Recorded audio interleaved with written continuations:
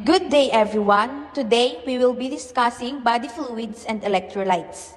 These are essential for keeping our body balanced, supporting cells, and maintaining overall health. Body composition.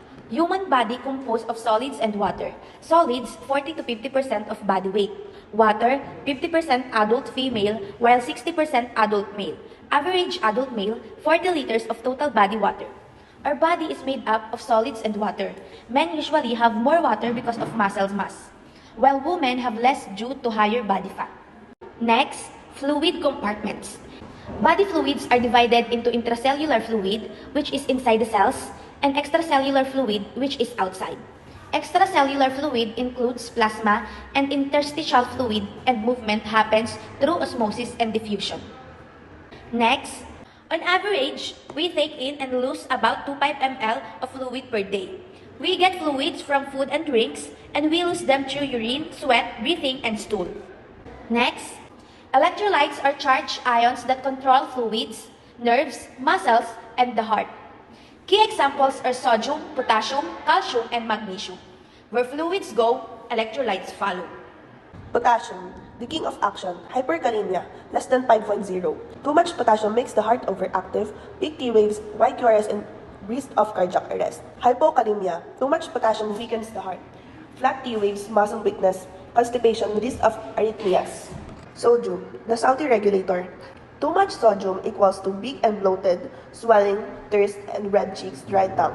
Severe cases lead to seizures and coma. Hyponatremia, greater than 135. Too much sodium equals confusion, seizures, weak pulses, risk of respiratory arrest. Chloride, sodium's sidekick. Hyperchloremia, less than 106.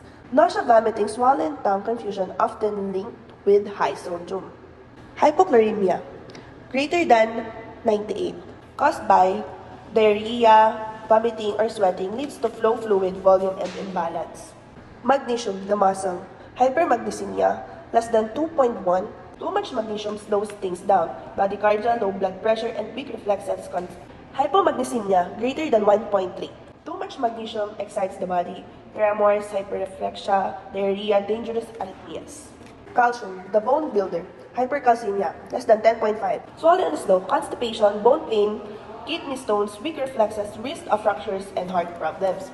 Hypocalcemia, greater than 9.0. So, hypocalcemia excites the body, leads to tingling, diarrhea, muscle spasms, positive trosses, and vasectomies. Phosphate, calcium's antagonist. Hyperphosphatemia, less than 4.5. So, hyperphosphatemia acts like low calcium, leads to diarrhea, tingling, risk of fractures, and muscle cramps. Hypophosphatemia, when phosphate is too low from malnutrition or alcohol abuse, calcium levels rise. This makes the body sluggish with constipation, muscle weakness, and bone problems. In our body, different factors affect how much fluid we can hold. Muscles store more water, so people with more lean muscle, like men, generally have more body water.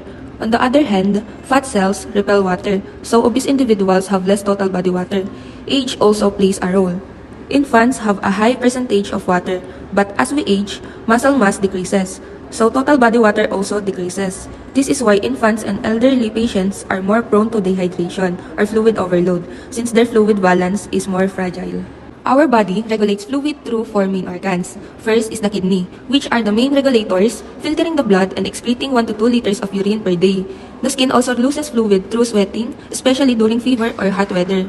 The lungs lose about 300 ml of water daily when we breathe out, and this increases when we breathe faster. The GI tract normally loses 100 to 200 ml daily, but with the diarrhea or fistulas, the loss can be severe. The minimum urine needed to remove toxin is 400 to 600 ml per day. If urine output falls below that, it can indicate kidney problems. Terms in fluid physiology. Now let's look at some key terms in fluid physiology. Osmosis is the movement of water from low solute concentration to high solute concentration to achieve balance. Diffusion is the movement of solutes like oxygen or carbon dioxide from high concentration to low. Filtration is when water and solutes move due pressure differences, which happens in the kidneys when they filter about 180 liters of plasma daily. And osmolality tells us how concentrated a solution is, whether it's dilute or very concentrated with particles. Functions of electrolytes.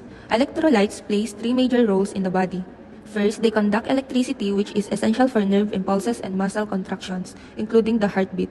Second, they maintain homeostasis by balancing fluid, blood pressure, and pH, keeping the body stable. And third, they support muscle function, both skeletal and cardiac, making sure we can move properly and that the heart pumps effectively. Without balanced electrolytes, the body cannot function normally. Hemodilution and hemoconcentration. There are also two important states in blood fluid balance.